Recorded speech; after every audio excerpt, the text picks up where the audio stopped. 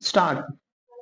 The budget presented by Dr. Manmohan Singh no doubt has laudable objectives, but unfortunately, the laudable objectives enunciated in the budget speech are not reflected in the finance bill.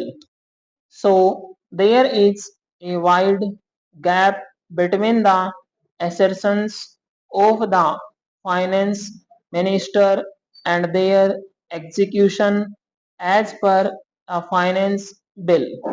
The country is baffled, the entire nation is baffled as to how Dr. Manmohan Singh managed to mesmerize the country with laudable objectives but without the concerned provisions in the finance bill. Dr. Manmohan Singh went on criticizing the previous two governments of 1.5 years. But the fact remains that the economic instability in the country actually took place during the Congress rule. When the first budget was presented in August 1947 by late Sri Sargam Chettiar, the revenue receipts at that time were to the tune of rupees 170 crores, whereas the expenditure was rupees 197 crores and the deficit was rupees 27 crores. Mr. Vice Chairman, sir, as you know, the first budget was for only 6 months, but by the end of the year, the deficit was completely wiped out and the government came out successful and with a plus.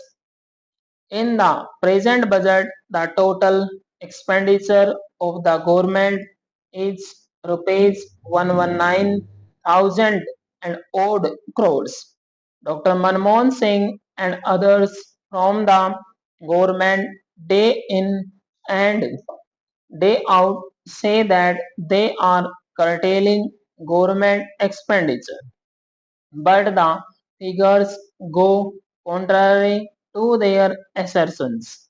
When the colonial rule ended in 1947, the entire government of India was working only in the North Bloc and in the South Bloc. Now the government has expanded so much that its offices could not be accommodated in entire New Delhi. Their offices are at Krishi Bhavan, Yojana Bhavan, Shastri Bhavan, Nirman Bhavan, and several other bhavans. Not satisfied with these, the government of India's offices are at Lodi Road also. Not only this, the government acquired even the private houses and private buildings in Delhi in accommodate their offices. So the total expenditure of the government is going up. When we look at the figures in the expenditure budget, what is the total expenditure of the government on establishment and salaries? Sir, it is a fact that there are more than 43 lakhs of people working in the government of India alone. Their salary, bill, establishment charges, emoluments, and other allowances amount to nearly 13,000 crores of rupees. If the pension bill is also added, it amounts to nearly 16,000 crores of rupees. It is the government of India's alone, and when we take the state governments, establishments, local bodies, aided institutions, and the public sector undertakings. There are more than 2 crores on their payrolls, and the total expenditure involved in it is something around 45,000 crores of rupees. Little precious has been done to reduce the expenditure of the government. As for the figures of the non-plan expenditure, when compared to the last year's budget, the non-plan expenditure went up by 4,400 crores of rupees. If we calculate the government of India spends something about rupees 165 crores per day and rupees 16,500 per second to run the show.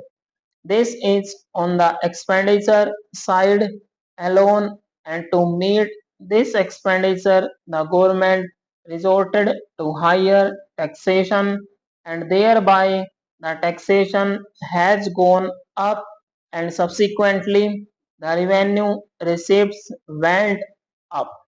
The revenue receipts account for 76,000 crores of rupees roughly. Not satisfied with this, the government goes in for borrowing money both internally and externally.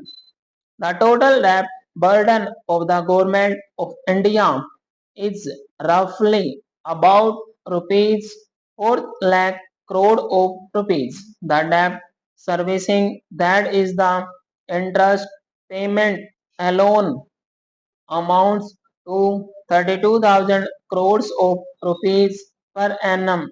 So the per capita debt in India is rupees 4,200. Stop. And if we add this figure to the debt of the state governments, the per capita debt goes up to rupees 6,000 or 7,000, varying from one state to another.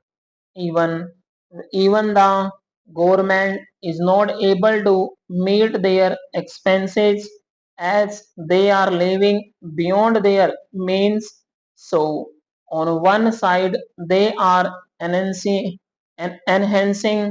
taxation, and on the other side they are going for borrowings.